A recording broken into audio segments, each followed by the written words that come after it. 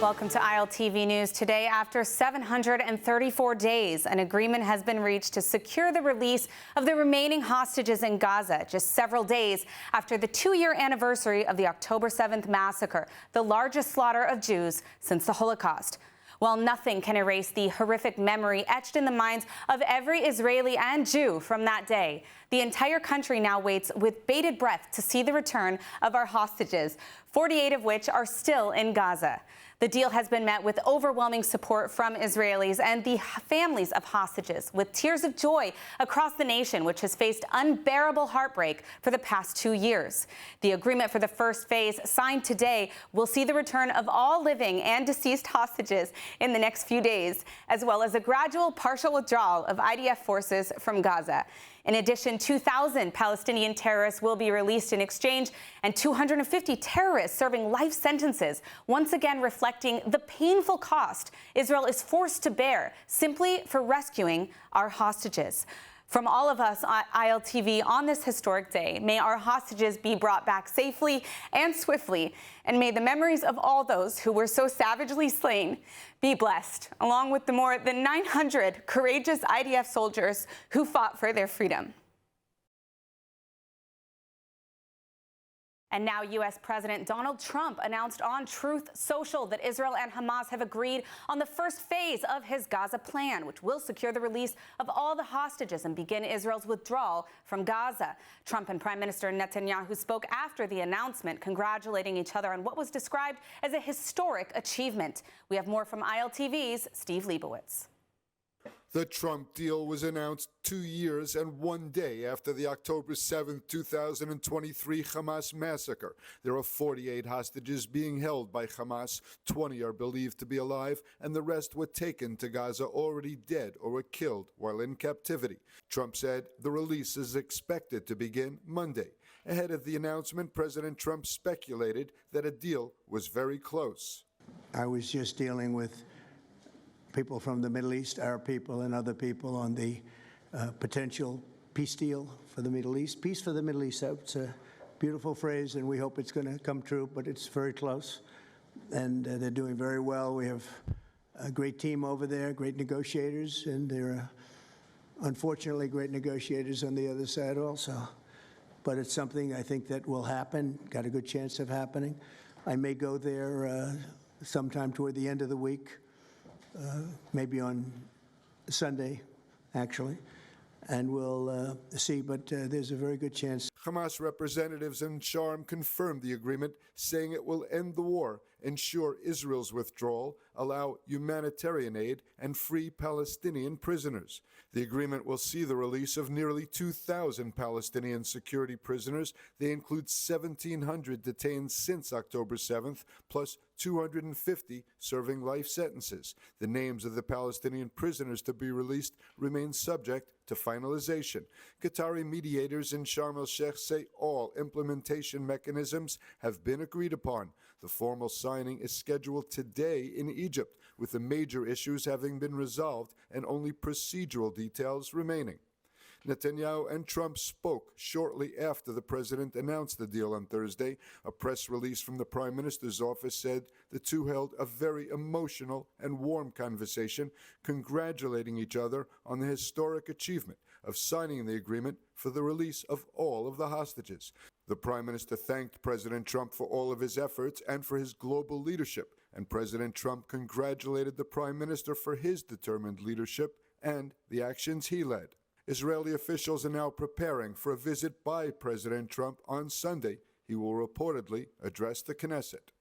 Well, joining us on this historic day to discuss the hostage deal and the ceasefire is our expert panel today. Ambassador Danny Ayalon, former Israeli ambassador to the UN and the founder of the IDSF, Brigadier General Amir Avivi. Welcome to both of you, and thank you for being with us on this day. Ambassador Ayalon, I want to start with you. Obviously, a major step forward. What does this mean for the nation today, and do you expect us to see this deal fully implemented? Well, we certainly hope so. I think all the main protagonists are very much invested in it. First of all, of course, is President Trump, who is scheduled to be here. So I don't think anyone would dare not fulfilling their duty according to the agreement that was signed. I think this is a major coup to American diplomacy and American leadership, and this should bring back American leadership worldwide, not only here. And I think it's also very symbolic that the deliverance of our hostages will be on Sukkot, as they will be gathered under the Sukkot, as the Bible talks about. But basically what you see is a combination of two major elements. One, of course, is the increased military pressure, and I'm sure General Aviv can speak more about it, which was stepped up in Gaza City itself. And the second thing is the political pressure of all the main backers of Hamas. I think now the challenge would be to enforce the agreement, namely to make sure that Gaza is demilitarized, that Hamas does not have any foothold in Gaza, not political and not military, and pretty much also to de-radicalize Gaza and also the Palestinian Authority. This is something which is a must if we want to ever have here a lasting peace, according to the vision of President Trump. And one last point is that maybe this will now lead the way to a bigger vision of the region with normalization between Israel, Saudi Arabia, and even beyond. Amir, I want to ask you in terms of security. Obviously, not everything is finalized yet in terms of next steps, but already we see that the IDF is expected to withdraw. I believe it was reported an estimated 70% of Gaza if fully implemented. How risky is what Israel's conceding on this agreement in terms of our security here in Israel? When Hamas agreed to give up all the hostages, it's pretty much agreeing to unconditional surrender. They have no way to defending themselves anymore. The only thing that stopped us from taking over all the Gaza Strip was the fact that we didn't want to endanger the hostages. And I think that definitely the IDF can make sure that Gaza will be demilitarized, that the Hamas will lay down their weapons and get out of Gaza. That's the only viable option they have.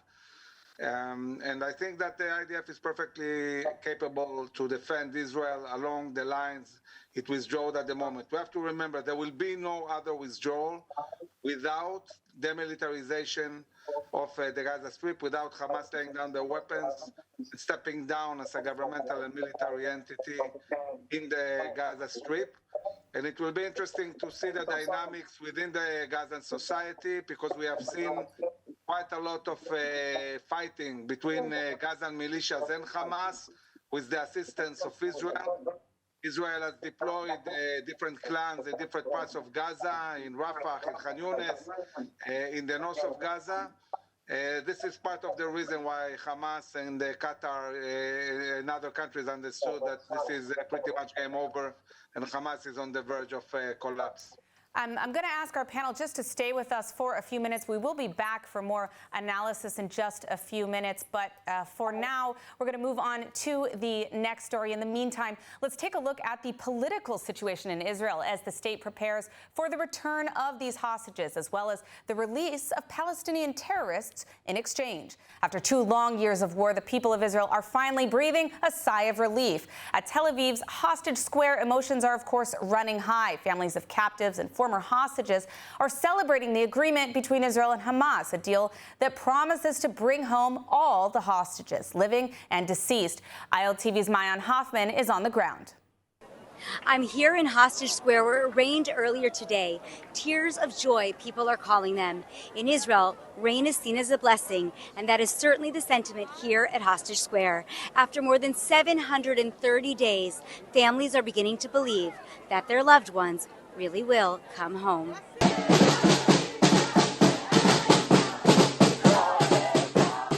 Former hostages and their families flooded the square after news broke of the historic ceasefire and hostage deal, the first phase of U.S. President Donald Trump's 20-point plan for Gaza. The agreement, reached in Egypt, is expected to bring home the remaining living hostages on Monday. followed by the return of those who were killed in captivity. The atmosphere was electric, dancing, singing, tears, and prayers, all under the Tel Aviv sky.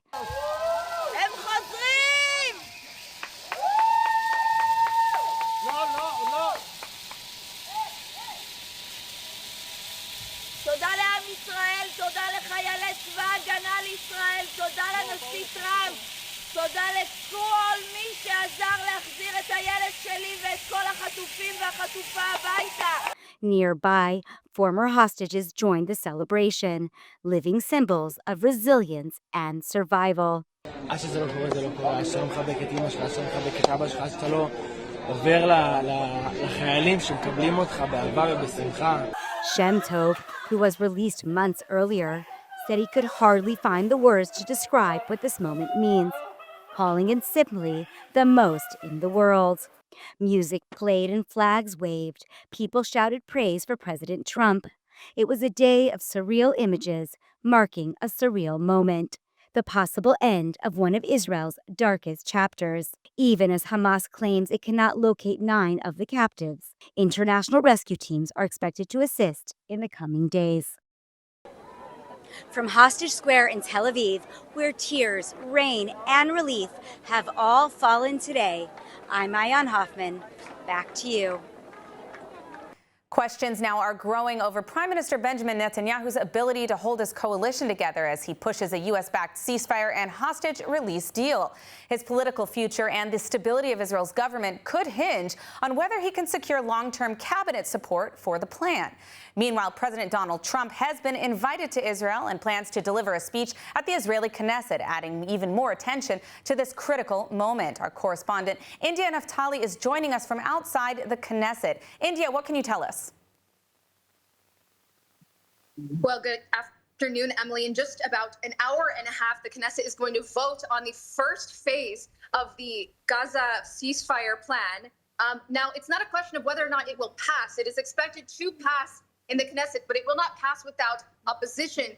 There are two major key members of Netanyahu's coalition that are actively opposing the vote, and that is because of questions of the hostage release. Of course, with every hostage release, the Knesset has to approve, and thereafter there's a period of petition that will go to the High Court of Justice, and then only then there will be a approval and release of prisoners. Now, with that, we don't know the future, because if Ben-Gvir decides to walk, if Smotrich decides to walk, as they have threatened to in the past over ceasefire deals that they were not happy with, the government would collapse and Netanyahu would be left without a government and throwing Israel into early elections.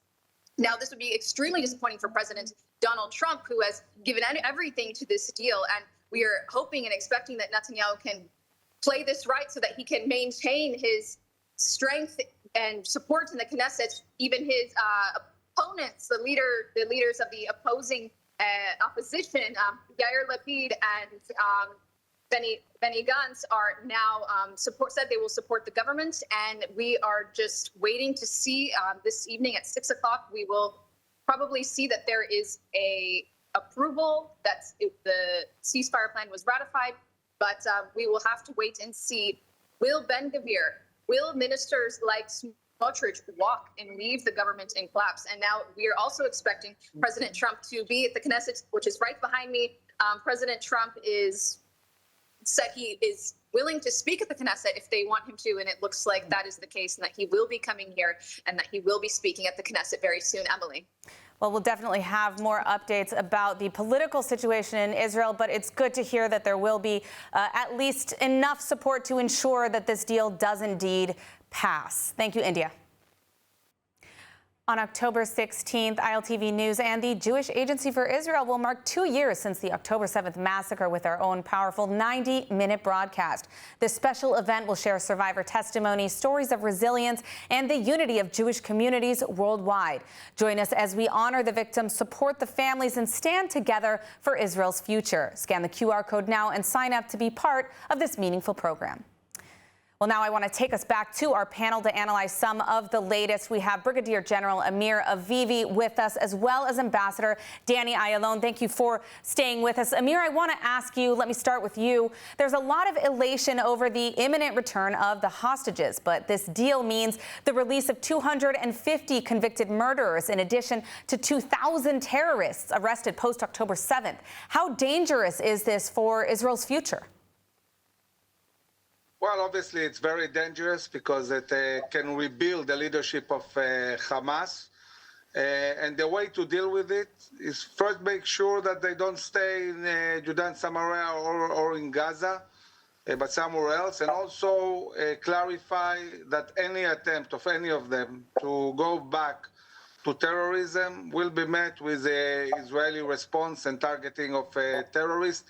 We cannot allow our reality, as we saw when we released 1,000 terrorists in the Shalit deal, among them also Sinwar, and let them build for years and years terror infrastructure, and which brought us to the reality that we are fighting this infrastructure for 2 years, and we see how really powerful they build this. So we'll have to be very, very proactive and make sure they cannot rebuild themselves again, just as we're doing in Lebanon, in Syria, and in Yemen, in other places. Now, Ambassador Ayalon, what does this ceasefire mean for the region as a whole? Are we welcoming in a new era of regional peace, as President Trump implies, or is it too soon to say that? I guess it's too soon, yet to be seen. But in any case, this was a necessary step forward. Without it, we couldn't even think of a progress. Now, whether it was a sufficient condition to overcome or not remains to be seen. I think that the interest of the region and the individual interest of the countries here is the same. The Saudis, the Bahrain, or the Emirates, certainly Egypt and Jordan, share the same interest with Israel to actually keep Iran at bay, not allow Iran to threaten us all, and we are only halfway in the dismantling of the Iran illegal nuclear capabilities. But I believe that this is a strong enough interest to bring together the moderate Arab countries, the Sunni Arab countries, with Israel. And of course, always there are those who can scuttle, those who can really try to fail the region and take it towards the radical, whether it's Qatar, whether it's Turkey, although they were very instrumental this time. But just as they persuaded Hamas to give in, they can do the other way. So we still have to be very watchful. And I believe that the American involvement and overseeing also is important to endure, for it to endure. Now, Amir, what are the military achievements that we've seen from the IDF in Gaza that helped pave the path for this agreement to be reached? Is it enough? I mean, I'm not sure if you've seen it yet, but we've already seen footage from Gaza of civilians chanting in celebration, not just of a ceasefire, but actually chanting Khaybar, Khaybar, Ya Yahud, the people of Gaza will return, which is a clear call to genocide, referencing, of course, the massacre historically of the Jews in Khaybar by the army of Muhammad. Have the lessons been learned here? Well, they're not going to change their culture so fast, and we'll see if there will be a de-radicalization of the society. But the achievements are very clear. The IDF conquered fully 80% of the Gaza Strip and dismantled all the terror infrastructure, also moving the Gazans to the humanitarian zone. Today, the Gazan society is in an area which consists 15% of the Gaza Strip, and the Gaza Strip is small. 80% is controlled by the IDF. The Gaza City has been emptied and they moved to the humanitarian zone. And because they booby-trapped everything, because everything is connected to tunnels, almost all the infrastructure of Gaza has been leveled down to deal with this terror infrastructure. And it will take decades, if at all, to rebuild this again. So I don't see what exactly they're celebrating. in these areas the IDF controls, we managed to create some local governance of clans that oppose Hamas and are already managing different areas. And even in the area that Hamas still controls, in this 15%, you have militias fighting Hamas alongside Israel. So I think that this reality really brought Hamas, Qatar, Turkey to the understanding that Hamas is not going to be able to govern anymore. They're going to be eradicated, and they better surrender now and give up and get out of Gaza. And the challenge is now to implement it. First, get the hostages, and then start the process of demilitarization of the Gaza Strip, and it will take time. There is still a lot of work to do, a lot of tunnels to dismantle, and other capabilities. I think that at the end, Hamas won't be in Gaza, and we'll see a new reality. I believe also that many Gazans, once now they open the border with Egypt, will get out and seek a different life. At least half of the Gazans would like to emigrate from the Gaza Strip. All right, at the risk of sounding pessimistic, we saw this deal made ultimately as a result of Turkey, Egypt, and Qatar applying tremendous pressure to Hamas. I want to ask you, Ambassador, I have just under a minute. Why wasn't this done 734 days ago? Well, I think for two reasons. First of all, I think Hamas was not ready for it. Hamas thought that it had the upper hand, especially when it came to the PR war, as they were actually cheating and deceiving, supposedly showing the entire world the starvation and everything like that. So they felt that Israel was isolated, and this is why they didn't want to negotiate. Their card was the hostages, and they were not willing to give it up or not to give it entirely up.